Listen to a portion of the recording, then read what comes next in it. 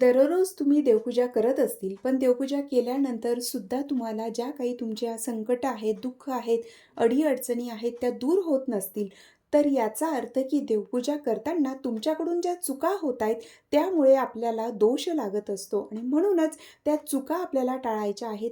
तर प्रत्येकजण देवपूजा करत असतं, पण अशा कुठल्या गोष्टी आहेत की त्या आपल्याला करायच्याच आहेत आणि अशा कुठल्या गोष्टी आहेत, कोणत्या चुका आहेत की त्या आपल्याला टाळायच्या आहेत? अतिशय महत्त्वाचा असा हा व्हिडिओ असणार आहे. त्यासाठी व्हिडिओ पूर्ण पहा. सर्वात महत्त्वाचं की जेव्हा आपण पूजा करत असतो त्याचं पुण्यफळ आपल्याला मिळावं, त्यासाठी कुठला मंत्र बोलावा. तर हा खूप छान माहितीचा व्हिडिओ आहे. तुम्ही व्हिडिओ पूर्ण पहा. कदाचित व्हिडिओ मोठा होऊ शकतो, पण लहान-सहान गोष्टी ज्यांना माहीत नाही त्यांच्यापर्यंत ह्या पोहोचाव्या म्हणून हा व्हिडिओ बनवते. देवांना स्नान घालावं तर ते कशा पद्धतीने, त्यानंतर देवांना स्नान घातलेल्या पाण्याचं काय करावं, आसनाविषयी सुद्धा महत्त्वाची माहिती आहे. त्याचबरोबर जो दीप आपण प्रज्वलित करतो तो कुठल्या बाजूला असावा, त्यानंतर की कुठल्या देवांना हळदी-कुंकू व्हायचं आहे, दत्त महाराज असतील, स्वामी असतील, त्यांना काय अर्पण करावं, त्यानंतर की मोकळे केस ठेवून आपण पूजा करायला हवी का, आसन सोडताना कुठला मंत्र बोलायचा आहे की त्यामुळे आपलं पुण्य चोरीला जाणार नाही. ही अतिशय सर्वात महत्त्वाची अशी ही माहिती या व्हिडिओमध्ये असणार आहे. तर पहा, जेव्हा आपण देवपूजा करतो तर त्या चुकीच्या पद्धतीने केल्यामुळे आपल्याला दोष लागत असतो आणि आपली जी काही कामं आहेत ती पूर्ण होत नाही किंवा त्या पूजेचं पुण्यफळ आपल्याला मिळत नाही. सर्वात अगोदर आपली अंघोळ झाल्यानंतर आपण देवपूजा करत असतो. पूजेला सुरुवात करण्यापूर्वी आपण अगोदर स्वतःला, महिला असतील तर हळदी कुंकू लावायचं आहे. अगोदर हळद लावायची, मग कुंकू लावायचा आणि पुरुष असतील तर त्यांनी तिलक लावायचा आहे. कधी हे कोणतंही अनुष्ठान असेल, पूजा असेल किंवा आपण नामजप करायला बसणार असतील, तेव्हासुद्धा आपल्या कपाळावर तिलक अगोदर करायचा, नंतर इतर सर्व कामं करायची असतात. तिलक लावल्याशिवाय आपण पूजा केली तर ती पूजा अपूर्ण मानली जाते, हे लक्षात असू द्या. त्यानंतर सुरुवातीला आपण तिलक करायचा, त्यानंतर दिवा लावायचा आहे. तर दीप प्रज्वलित जो काही करत असतील, तुपाचा असेल तर तो देवांच्या उजव्या बाजूला ठेवायचा, तेलाचा असेल तर तो देवांच्या डाव्या बाजूला ठेवायचा, हे लक्षात घ्या. देवांच्या उजव्या बाजूला तुपाचा आणि देवांच्या डाव्या बाजूला तेलाचा दिवा ठेवायचा असतो. नंतर आसन. तर आता आसन कसं असावं? तर आसनाची बरीच प्रकार आहेत, तो व्हिडिओसुद्धा आहे आपल्या चॅनलवर. पण जे काही आपण आसन घेतो ते स्वच्छ असावं आणि लाल म्हणजे कुठल्याही रंगाचं चालू शकतं, पण शक्यतोवर काळ्या रंगाचं आपण घेत नाही. त्यानंतर की आसन, जे कुठलं आसन तुमच्याकडे असेल, तर सुरुवातीला आपण आसन घ्यायचं आहे. जर तुम्ही पूजा करताना बसून देवपूजा करत असतील, तुमचा देव्हारा भिंतीवर किंवा वरती असेल आणि तुम्ही पूजा उभं राहून करत असतील, तर अशा वेळेला आपल्या पायाखाली आसन असायलाच हवं. त्यानंतर की आसन सोडताना आपण कुठला मंत्र बोलायचा आहे हे मी तुम्हाला पुढे सांगणारच आहे. जेव्हा आपण देवपूजा करतो तर पूजा करत असताना इतरांशी आपण गप्पा करत देवपूजा करायची नसते. तर देवपूजा करताना फक्त देवपूजाच करावी, नामस्मरण करत आपण देवपूजा करायला हवी. त्यानंतर जेव्हा आपण देवांना स्नान घालतो, बऱ्याच वेळेला खूप जण असंच करत असतील आणि काही अगदी मोजकेच लोकं अशी असतील की ती आता मी ज्या पद्धतीने सांगते तशी देवपूजा करत असतील. पण आपण सर्वच जण, जेव्हा आपल्याला माहीत नसतं, आपण अशा पद्धतीनेच करत असाल की सर्व देव एका ताम्हणात घेऊन मग त्यात पाणी टाकायचं किंवा पाणीच अगोदर गंगाळ्यामध्ये घ्यायचं आणि त्यात सर्व देवांना एकत्रच अंघोळ घालतो, असं आपण करत असतील तर ही चुकीची पद्धत आहे. करत असतील तर ही चूक आपल्याला टाळायची आहे. तर योग्य पद्धतीने देवपूजा कशी करावी? तर जे काही देव असतील तर ते एका ताटात किंवा जो काही भांडं असेल, ट्रे असेल, त्याच्यात अगोदर ते सर्व काढून घ्यायचे आहेत. त्यानंतर जे काही तुमच्याकडे गंगाळ असेल किंवा मोठं जे काही भांडं असेल, ज्याच्यात तुम्ही देवांना स्नान घालणार असतील, एक पाण्याचा कलश वेगळा भरून घ्यायचा आहे आणि तुमच्या उजव्या हातात जो काही तांब्या असेल, पाण्याचं भांडं असेल, ते कलश तो घ्यायचा आहे आणि डाव्या हातामध्ये मूर्ती घेऊन उजव्या हाताने आपण त्याच्यावर पाणी घालायचं आहे. अशा पद्धतीने करा किंवा एखादा छोटा पाट देखील मिळतात बघा आता. तर तो सहजासहजी कुठेही तुम्हाला मिळू शकतो. अगदी छोटासा स्क्वेअर असतो चौकोन. तर तो छोटा पाट आपण त्या ज्याच्यात तुम्ही देवांना स्नान घालणार असेल त्या मोठ्या भांड्यात तो छोटा पाट ठेवून त्याच्यावर तुम्ही मूर्ती ठेवून त्यावर मग पाणी टाकलं, तशा पद्धतीने देवांना स्नान घातलं तरीही चालू शकतं. सर्वप्रथम आपण गणपती बाप्पांना ताम्हाणात घेऊन त्यांना अगोदर स्नान घालायचं आहे, गणपती बाप्पांचा मंत्र बोलायचा आहे आणि मग नंतर आपण जे काही इतर देव असतील तुमच्या घरात, बाळकृष्ण, अन्नपूर्णा माता, महादेव असतील, स्वामी असतील, मग त्यांना स्नान घालायचं आहे. अशा पद्धतीने करायचं. सर्व देवांना स्नान घातल्यानंतर त्यांना स्वच्छ रुमाल असेल किंवा जे कुठलं सॉफ्ट कापड असेल त्याच्याने पुसून मग नंतर देवाऱ्यात आपण स्थापन करायचं आहे.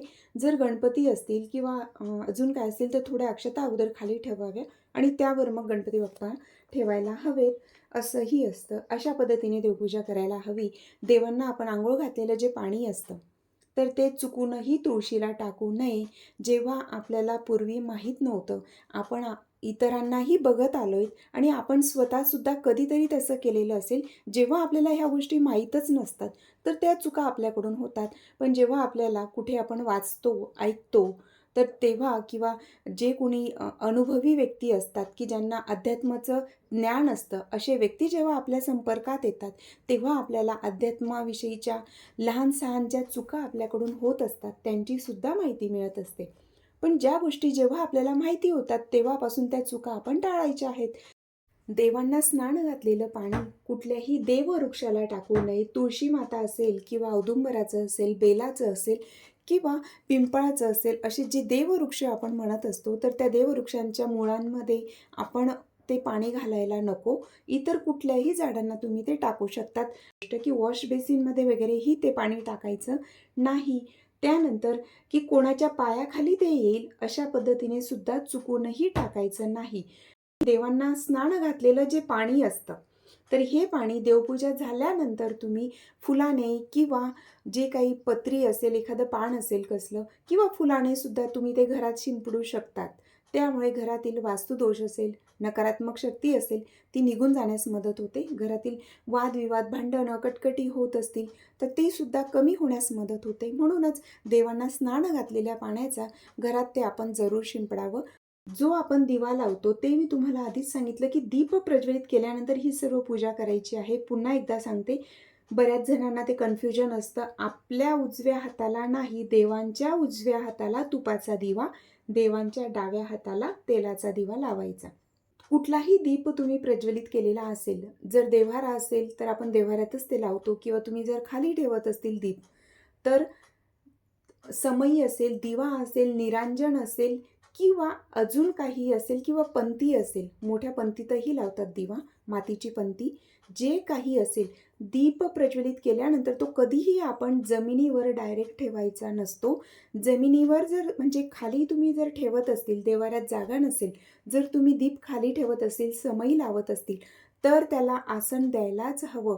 डायरेक्ट जमिनीवर कधीही ठेवायचं नसतं. अक्षता ठेवायच्या किंवा मग त्या ठिकाणी तुम्ही एखादी डिश ठेवायची, मग त्याच्यावर अक्षता ठेवायच्या, त्या अक्षतांवर हळदी-कुंकू व्हायचं आणि मग त्या ठिकाणी समई असेल, जो कुठला दीप असेल तुमच्याकडे, अगदी निरांजन असेल, पंचारती असेल, मग ते त्याच्यावर ठेवायला हवं. त्यानंतर महत्त्वाचं की निर्माल्य घरात साचवून ठेवायचं नाही. देवांना जे कुठली फुलं आपण अर्पण केलेली असेल, पत्री असेल, फुलं असतील, तर त्यासोबतच जे काही आपण दीप लावत असतो, म्हणजे धूप लावत असतो, तर धूप लावल्यानंतर जी रक्षा असते, उदी असते, तर ती सुद्धा आपण निर्माल्यात व्यवस्थित टाकायचं आहे. निर्माल्य खूप दिवस घरात साचवून ठेवायचं नाही. ते पाण्यात विसर्जन करा किंवा नसेल शक्य तर एखाद्या ठिकाणी खड्डा वगैरे करून त्याच्यात ते सर्व टाकायचं आहे आणि वरून ते पॅक करायचं आहे. अशा पद्धतीनेही तुम्ही करू शकतात. त्यानंतर की हळदी, कुंकू, अष्टगंध, भस्म हे कोणत्या देवांना लावावं? आता बघा, जे कोणी व्हिडिओ पाहत असतील, बऱ्याच जणांना काही गोष्टी माहीत असतात, पण काहींना ह्या साध्या गोष्टीसुद्धा माहीत नसतात. त्यांच्यासाठी सांगते, म्हणून प्लीज कमेंटमध्ये असं सांगू नका, की एवढी साधी गोष्ट आम्हाला माहीत नाही का? असं नसतं. सर्वच गोष्टी सर्वांना माहीत नसतात. तर पहा, हळदी-कुंकू आपण जे काही आपले देवी असतील, कुलदेवी असतील, जे देवींचे टाक असतात किंवा देवींच्या मूर्ती, फोटो असतील, त्यांना आपण अगोदर हळद लावावी. नेहमीच आधी हळद लावायची असते, मग कुंकू लावावा. आपल्या घरी कुठलीही सौभाग्यवती स्त्री आली, तिला जेव्हा आपण हळदी-कुंकू देतो, तेव्हासुद्धा अगोदर हळद लावायची असते कपाळाला, मग नंतर कुंकू लावायचा असतो. देवीची पूजा करतानासुद्धा अशाच पद्धतीने करावं. त्यानंतर अष्टगंध असेल, तर अष्टगंध आपण दत्त महाराजांची मूर्ती असेल, स्वामींची मूर्ती असेल, फोटो असेल, नारायण, विष्णू असतील किंवा बाळकृष्ण असतील, यांना तुम्ही अष्टगंध लावू शकतात. त्याचबरोबर भस्म असेल, तर हे आपण महादेवांना आपण भस्म लावत असतो. गणपती बाप्पांना तुम्ही हळदी, कुंकू आणि अष्टगंधसुद्धा लावू शकतात. महादेवांची शिवलिंग असेल, शिवपिंड असेल, तर त्यावर आपण जे भस्म असतं ते लावत असतो. पांढरं भस्म लावू शकतात किंवा जी आपण रक्षा असते, धूप लावल्यानंतरची जी रक्षा असते, ते सुद्धा आपण भस्म म्हणून लावू शकतो. शिवलिंग हे कधीही रिकामं ठेवू नये. रिकामं म्हणजे त्याच्यावर अष्टगंध जरी लावलेलं असेल किंवा भस्म असेल, तरीसुद्धा शिवलिंगाच्या वरचा जो भाग असतो, तर पिंडीवर आपण अक्षता, बेलपत्र, पुष्प किंवा शमीपत्र हे जे काही असेल यातलं, तर ते आपण जरूर ठेवायला हवं. अगदी दररोज बेलपत्र मिळत नसेल किंवा फुलं नसतील, हरकत नाही, पण अक्षता ह्या शिवपिंडीच्या वरती अक्षता नेहमी ठेवलेल्या असाव्यात. अर्पण तर आपण करतो, पण अर्पण केल्यानंतर त्या खाली पडतात, त्या तिथे राहत नाही. पण आपण अशा पद्धतीने ठेवाव्या की त्या शिवपिंडीवरतीच राहतील. कारण असं म्हटलं जातं, शिवपिंडीच्या वरचा जो भाग असतो, तो रिकामा कधीही ठेवू नये. त्याच्यावर काहीतरी अर्पण केलेलं असावं. ते अशुभ संकेत असतात असं म्हटलं जातं. म्हणून शिवपिंडीच्या वरती बेलपत्र, पुष्प, अक्षता काहीतरी अर्पण केलेलं असावं. त्यानंतर जे काही आपण धूप लावलेली असते, जी विभूती असेल, ती आपण पाण्यात विसर्जन करावी. ती सुद्धा डस्टबिनमध्ये वगैरे चुकूनही टाकू नये. अशा चुका अनावधानाने आपल्याकडून होत असतात, की ज्या आपल्या स्वतःच्याही लक्षात येत नाही. आणि जेव्हा आपल्याला ह्या गोष्टी माहिती होतात, तेव्हा आपण त्या टाळायच्या आहेत, त्या चुका टाळायच्या आहेत. देवांना पुष्प अर्पण करतो, तर ती ताजी असावी. जर आपण ते आदल्या दिवशी किंवा 1-2 दिवस आधी आणून ठेवली आणि फ्रीजमध्ये ठेवली, तर ती आपण देवांना अर्पण करू शकतो. पण देवांना पुष्प अर्पण करण्यापूर्वी जे गजरा असेल, वेणी असेल, देवीला अर्पण करत असतील, तर फुलांचा हार असेल, फोटो मोठा असेल त्यासाठी, तर कधीही बाहेरून जेव्हा पुष्प आणतो, तर तेव्हा त्याच्यावर आपण पाणी शिंपडायचं आहे, ते पवित्र करायचे असते. पवित्र करण्याचा मंत्र आपल्याला जरी येत नसेल तरी हरकत नाही, पण त्याच्यावर आपण पाणी शिंपडायचं आणि मग नंतर ते आपण देवांना अर्पण करायला हवं.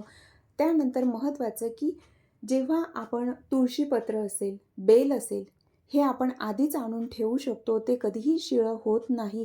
अगदी आदल्या दिवशी आणलेलं तुळशीपत्र तुम्ही दुसऱ्या दिवशी वापरू शकतात. बेलपत्र 8 दिवसापर्यंत ते शिळी मांडली जात नाही. म्हणून तुम्ही बेलपत्रसुद्धा आणून ठेवू शकतात. फक्त ते जेव्हाही अर्पण करतो, तर पाण्याने ते धुवून घ्यावे आणि मग नंतर अर्पण करायला हवं. पौर्णिमा असेल किंवा एकादशी असेल, द्वादशी असेल, त्या दिवशी तुळशीपत्र तोडू नये. तुळशीला रविवारी पाणी घालू नये. एकादशी असेल त्या दिवशीसुद्धा तुळशीला जल अर्पण करू नये. तुळशी मातेचा उपवास असतो असं म्हटलं जातं, पण बऱ्याच जणांना फक्त रविवारी अर्पण करत नाही. तुळशी मातेला जल अर्पण करताना रविवारी करू नये असं असतं, पण एकादशीलाही करू नये. द्वादशी तिथी असते, तर तेव्हा तुळशी मातेला स्पर्शसुद्धा करायला नको. द्वादशी तिथी असताना जर आपण तुळशी मातेला पाणी घातलं किंवा जर स्पर्श केला किंवा तुळशीपत्र तोडलं, तर आपल्याला ब्रह्महत्या केल्याचं पाप लागत असतं, असं मी स्वतः वाचलेलं आहे आणि ऐकलेलं सुद्धा आहे. आणि ज्यांच्याकडून ऐकलेलं आहे ते खूप सिद्ध आणि खूप आध्यात्मिक व्यक्ती आहेत, की त्यांच्याकडून मी ते ऐकलेलं आहे. म्हणून द्वादशी तिथी असताना तुळशी मातेला दुरूनच नमस्कार करायचा आहे. हवं तर त्या ठिकाणी तुम्ही दीप प्रज्वलित करू शकतात, पण स्पर्श करायचा नाही. धूप-दीप आपण अगदी लांबून आपण दाखवू शकतो, पण स्पर्श करायचा नाही. ब्रह्महत्या केल्याचं पाप लागत असतं. पौर्णिमा असेल किंवा एकादशी असेल, तर अशा वेळेला आपण बाळकृष्णांना तुळशीपत्र कितीही अर्पण करत असतील, अगदी 1, 3, 5 असं असेल किंवा मग काही जण विष्णू सहस्रनाम स्तोत्र बोलत असतात, तर तेवढे 1000 तुळशीपत्र, 1008 तुळशीपत्र अर्पण करतात. तर अशा वेळेला तुम्हाला आवश्यकता असेल, पूजाविधी असतील घरात, तेव्हा ते तुम्ही अगोदरच आणून ठेवू शकतात. महत्त्वाचं की ज्या दिवशी तुळशीपत्र तोडू नये असं मी सांगितलं, तर त्या दिवशी जर आपल्याला तुळशीपत्र लागणार असेल तर आपण आदल्या दिवशी आणू शकतो किंवा त्याच दिवशी आपण बाजारातून सुद्धा आणू शकतो. जे विकत आणलेलं असतं तर ते आपण अर्पण करू शकतो. त्याचा दोष लागत नाही असंही म्हटलं जातं. म्हणून अशा पद्धतीने तुम्ही करू शकतात. बेलपत्रसुद्धा सोमवारी, अष्टमी, चतुर्दशी, शिवरात्री, संक्रांत अशा दिवशी बेलपत्र तोडायचं नसतं. देवांना जेव्हाही तुम्ही देवपूजा करतात, तर ते सर्व छान देवपूजा झाल्यानंतर त्यांना हळदी, कुंकू, अक्षता अर्पण कराव्यात. त्यानंतर जे काही अष्टगंध असेल, भस्म असेल, त्या पद्धतीने व्यवस्थित ते अर्पण करायचं आणि त्यानंतर मग दीप तर आपण अगोदरच प्रज्वलित केलेला असतो. पण जर अखंड दिवा तुम्ही लावत असतील, बरेच जण देव्हाऱ्यात दिवा कायमस्वरूपी सुरू असतो. जेव्हा त्यातलं तेल वगैरे संपलं किंवा काय, तेव्हाच तो फक्त हे होतो, बंद होत असेल, तर जे अखंड दीप लावत असतील तर त्यांनी तो दीप तसाच ठेवायचा. अखंड म्हणजे जास्तीत जास्त वेळ कायमस्वरूपी दिवा सुरूच असतो बऱ्यापैकी. तर अशांनी जेव्हा देवांची आरती करतात, तर आरती करण्यासाठी वेगळं आपण निरांजनात वगैरे वात ठेवून ती वेगळी असावी. आरती करण्यासाठीचा दिवा वेगळा असावा. त्यानंतर घंटी वाजवत, घंटानाद करत आपण आरती करायची आहे. नैवेद्य जो असेल तो अर्पण करायचा आहे. नैवेद्य अगदी जेव्हा आपण देवपूजा करतो त्यावेळेला सकाळी दुसरं कुठलंही काही बनवलेलं नसेल तर हरकत नाही. अगदी खडीसाखरेचा, साखरेचा, दूध साखरेचा नैवेद्य अर्पण केला, फळ असेल ते अर्पण केलं तरीही चालतं. त्यानंतर कर्पूर आरती जरूर करावी. कर्पूर आरती बऱ्याच वेळेला आपण विसरतो. म्हणजे सकाळी आपल्याला घाईसुद्धा असते म्हणून आपण देवपूजा वगैरे झाली की आरती झाली की नमस्कार करतो आणि आपण कर्पूर आरती करायला विसरतो. पण कर्पूर आरती न चुकता करावी असं म्हटलं जातं की जेव्हा आपण कर्पूर आरती करत असतो तर त्याच वेळेला आपल्याला अश्वमेध यज्ञ केल्याचं पुण्य प्राप्त होत असतं. अगदी त्याच वेळेला आपल्या खात्यात ते पुण्य जमा होतं असंही मी ऐकलेलं आहे. म्हणूनच कर्पूर आरती जरूर करावी. त्यानंतर महत्त्वाचं की जेव्हा तुम्ही नैवेद्य अर्पण करतात, तर नैवेद्य अर्पण करताना पाण्याने चौकोनी असं मंडल बनवायचा आणि मग त्याच्यावर आपण नैवेद्य ठेवायला हवा. गणपती असतील, महादेव असतील तर यांना तुळशीपत्र टाकलेला नैवेद्य अर्पण करत नाही.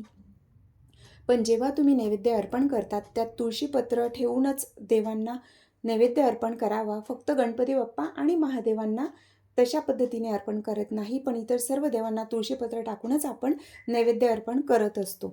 तर तुळशीपत्र जर नसेल, तर बऱ्याच वेळेला आपण कुठलंही काही जेवण वगैरे बनवलं, नैवेद्य बनवला गोडाचा, काही खीर वगैरे जे काही असेल ते, त्यावेळेला आपण पटकन तुळशीपत्र तोडतो आणि मग त्यात ठेवतो. पण त्या दिवशी आपल्या लक्षात नसतं की आज द्वादशी तिथी आहे की रविवार आहे किंवा एकादशी आहे की पौर्णिमा. मग अशा वेळेला काय करावं? तर तुळशीपत्र तोडल्याने सुद्धा तेव्हा आपल्याला दोष लागतो. मग त्यासाठी जर तुळशीपत्र तुमच्याकडे असतील, अगोदर तुम्ही आणून ठेवले तरीही चालतात. जसं मी सांगितलं की ते आपण 2-4 दिवस अगोदर आणून डब्यात व्यवस्थित ठेवून फ्रीजमध्ये ठेवू शकतात आणि मग नंतर गरज असेल त्यावेळेला तुम्ही ते वापरू शकतात नैवेद्य दाखवताना. तसं नाही शक्य झालं की तुळशी नसेलच जवळपास किंवा अजून काही कारण असेल, तर अशा वेळेला जर तुम्ही कधीही तुळशी लावली असेल आणि ती तुळशी जर सुकली असेल, तर ते तुळशीचं जे काष्ट असतं, म्हणजेच सुकलेल्या तुळशीची काडी त्या आपल्याकडे कायमस्वरूपी असाव्यात. त्या खूप जास्त अमूल्य अशी ती वस्तू आहे. तुळशी म्हटलं की ती जेव्हा हिरवीगार असते तेव्हाही त्याचे खूप महत्त्व आहे आणि नंतरसुद्धा तेवढीच पुण्यदायक आहे. तुळशीची काडीसुद्धा तुम्ही त्या नैवेद्यामध्ये ठेवली तरीसुद्धा चालू शकतं. जर समजा तुळशीची काडी नसेल आणि तुळशीपत्रसुद्धा नसेल, तर अशा वेळेला तुमच्याकडे जर तुळशीची माळ असेल, आता छान कंठी जे आपण गळ्यात धारण करत असतो, तर तुळशी माळची म्हणजे तुळशी माळ असतात लहान, त्यासुद्धा तुम्ही ताटामध्ये ठेवून नैवेद्य अर्पण करू शकतात. पण आपण जी गळ्यात धारण केलेली असेल, तीच तुळशी माळ ताटात ठेवायची नाही. अगदी छोटी तुळशी माळ तुम्ही वेगळीसुद्धा ठेवू शकतात, की जेव्हा आपल्याकडे तुळशीपत्र नसेल किंवा काय तोडायचं आपण विसरलो, त्यावेळेला ती लहान तुळशी माळ तुम्ही त्या नैवेद्याच्या ताटामध्ये ठेवू शकतात आणि ती फक्त आणि फक्त तेवढ्यासाठीच असावी. इतर ठिकाणी तिचा उपयोग करायचा नाही. देवपूजा करत असताना कुठल्यातरी मंत्राचा उच्चार करत आपण देवपूजा करायला हवी आणि दिवसभर अखंड नामजप करायचा आहे. कुठलंही काम आपण करत असू तर ते काम करत असताना नामस्मरण करायला विसरायचं नाही, कारण ती खूप जास्त सोपी आणि प्रभावी सेवा आहे. म्हणून नामजप जरूर करा. आसनावरून उठण्यापूर्वी हा अतिशय महत्त्वाचा मुद्दा आहे, जो प्रत्येकाला माहिती असायलाच हवा. आसनावरून जेव्हाही आपण उठतो, देवपूजा झाल्यानंतर असेल किंवा कुठलं अनुष्ठान असेल किंवा कुठलं पारायण असेल, तर अशा वेळेला आसनावर बसण्यापूर्वी नमस्कार करायला हवा, पहिली गोष्ट. नंतर जे काही तुमची अनुष्ठान असेल, देवपूजा असेल, ते झाल्यानंतर आसनावरून उठण्यापूर्वी आपण आसनाच्या खाली पळीभर पाणी सोडायचं आहे. पळीभर पाणी सोडा किंवा अगदी 2 थेंब पाणी टाकलं तरीही चालतं. आसनाच्या खाली पाणी सोडायचं आणि त्यानंतर ओम इंद्राय नमः, ओम शक्राय नमः असं आपल्याला 3 वेळा बोलायचं आहे. आसनाला नमस्कार करायचा आणि मग आपण उठायचं आहे. तर पुन्हा एकदा सांगते, आता जे सांगितलं हे खूप जास्त महत्त्वाचं आहे.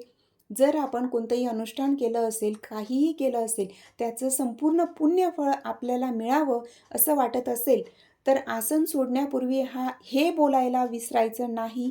सुरुवातीला आठवणीने आपण बोलायचं आहे, नंतर आपल्याला अगदी सहजच आपल्या लक्षात राहतं. तर हे का करावं? जे काही आपण पुण्य प्राप्त केलेलं आहे ते अनुष्ठान करून, नामजप करून, ध्यानधारणा करून किंवा देवपूजा करून, तर ते पुण्य इंद्र घेऊन जातो, जर आपण हे बोललो नाही तर. आसनाच्या खाली आपण जे पाणी सोडलेलं असेल तर ते आपल्या हाताने स्पर्श करायचं आणि ते आपल्या कपाळाला लावायचं असतं आणि त्याच वेळेला आपण ओम इंद्राय नमः, ओम शक्राय नमः असं बोलायला हवं. आणि हे शास्त्र वचन आहे, म्हणूनच आता विचारू नका कुठल्या शास्त्रात लिहिलेलं आहे, पण जे मी याच्यात सांगते ही महत्त्वाची माहिती आहे आणि देवांसाठी आहे, त्याच्यामुळे यात मी मनाचं काहीही टाकणार नाही. कारण जे व्हिडिओ मी बनवते ते मला खात्रीशीर माहिती असेल तरच मी ते सांगत असते. म्हणूनच आपण जे काही पुण्य प्राप्त केलंय ते पुण्य आपल्यालाच मिळावं, ते पुण्य इंद्र चोरून घेऊन जातो असं म्हटलं जातं. म्हणून आपण हे जरूर बोलायचं आहे. हवं तर तुम्ही लिहून ठेवू शकतात. त्यानंतर आणि ही माहिती खूप जास्त महत्त्वाची आहे, तर कृपया इतरांनाही पाठवा की जेणेकरून त्यांनाही त्याची मदत होईल. आणि माहिती थोडीसुद्धा आवडली असेल तर व्हिडिओला लाईक आणि शेअर जरूर करा. त्यानंतर महिलांनी ओले केस ठेवून तसंच मोकळे केस ठेवून सुद्धा देवपूजा करायला नको. तसंच तुळशी मातेची पूजा करताना सुद्धा ओले केस आणि मोकळे केस नसावे. तर जोडीने जेव्हा ही पूजेला बसतील तर महिलांनी आपल्या पतीच्या उजव्या बाजूला बसायला हवं. एकादशी असेल, पौर्णिमा असेल, तर अशा वेळेला तुळशी काष्टाचा जो दिवा असतो तो भगवान कृष्ण असतील, विष्णू असतील, नारायण असतील, तर त्यांना तुळशी काष्टाचा दिवा जरूर अर्पण करा. ह्या दिव्याने अनंत पुण्याची प्राप्ती होत असते.